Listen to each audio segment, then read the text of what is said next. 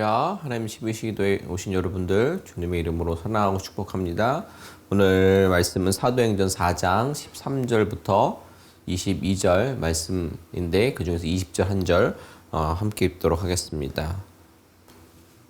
우리는 보고 들은 것을 말하지 아니할 수 없느니라. 아멘.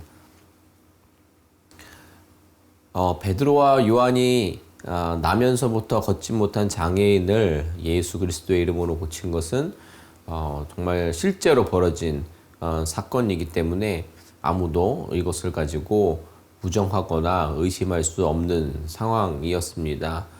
베드로가 이 기적을 계기로 예수님의 이름을 전파하기 시작하자 예수님을 십자가에 못 박는 일을 주도했던 유대교 지도자들이 곤란한 어떤 처지가 되었습니다. 예수님의 이름이 민간에 이제 사람들에게 퍼지면 그동안 자기들이 붙들고 있던 어떤 권력이나 입지가 좁아질 수밖에 없는 상황이기 때문입니다. 그래서 그들은 베드로와 요한에게는 핍박을 하는 것입니다. 다시는 예수님의 이름을 말하지도 말아라, 가르치지도 말아라 라고 협박을 하고 있는 모양새입니다. 이처럼 악한 자들은 진리가 선포되고 사람들이 진리를 알게 되는 것을 두려워합니다. 사람들이 진리를 알게 되는 순간 자신들이 거짓에 속한 자들임이 밝히 드러나기 때문입니다. 그렇기에 진리를 전파하는 선지자들이 회개를 외칠 때마다 또 그들은 선지자들을 핍박하고 죽이기까지 하면서 진리가 전파되는 것을 막았습니다.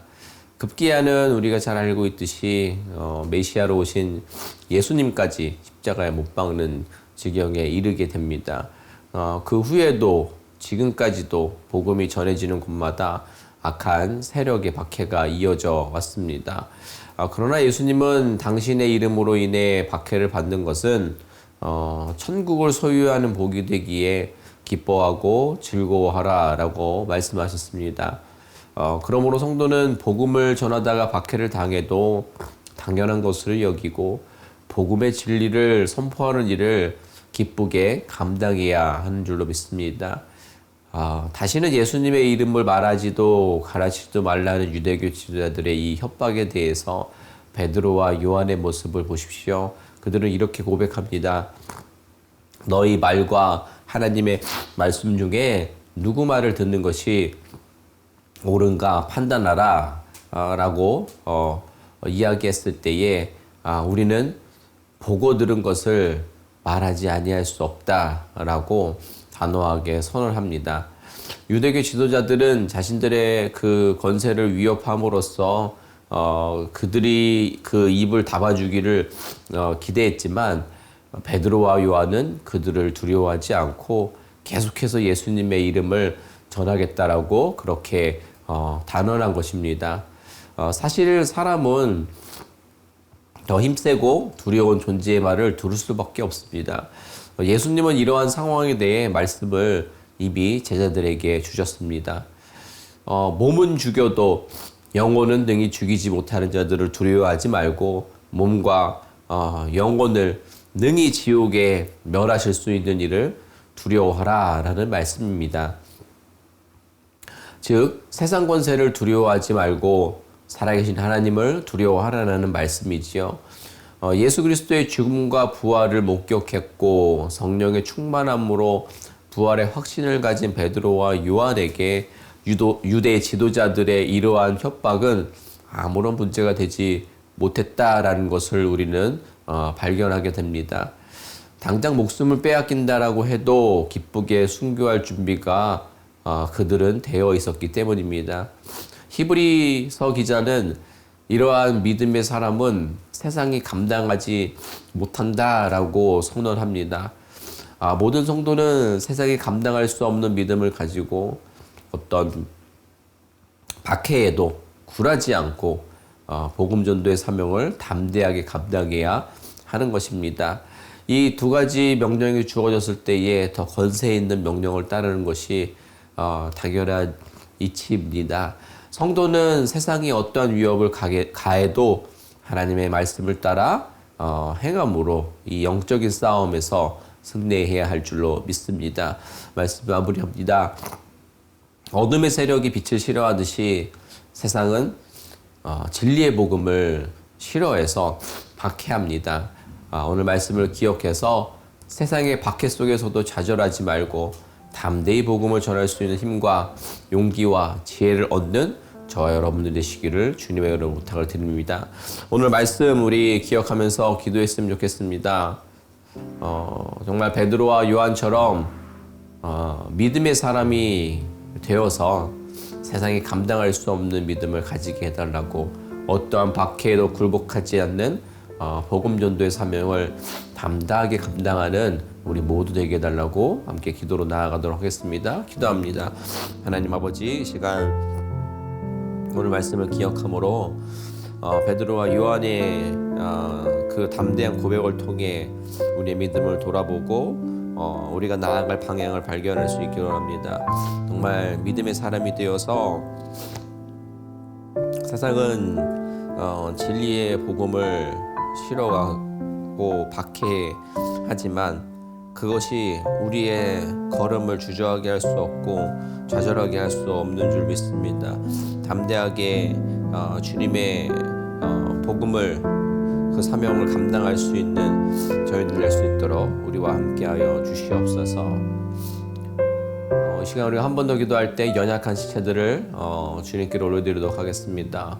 육체적으로 또 물질적으로 가정적으로 또 신앙적으로 정신적으로 흔들려 있고 있는 모든 이들의 어려운 지경 가운데에 회복된 위 온전한 자유함이 그들을 다시 한번 나아갈 수 있게 해달라고, 온전한 또 회복과 나음이 저들을 다시 한번 주님의 놀라운 복음 전도자로 통로도로 사용될 수 있는 이들 되게 해달라고, 연약한 이들의 나음과 온전함을 위해 기도하도록 하겠습니다. 기도합니다.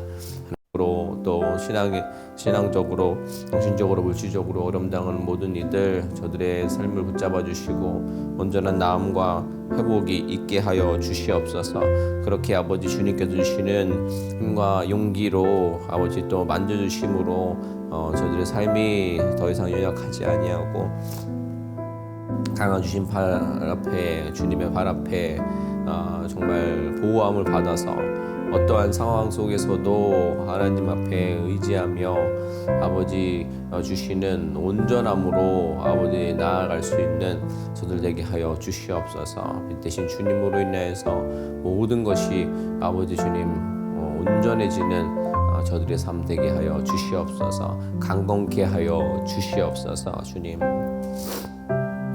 하나님, 오늘 베드로와 요한의 담대한 믿음을 배우길 원합니다.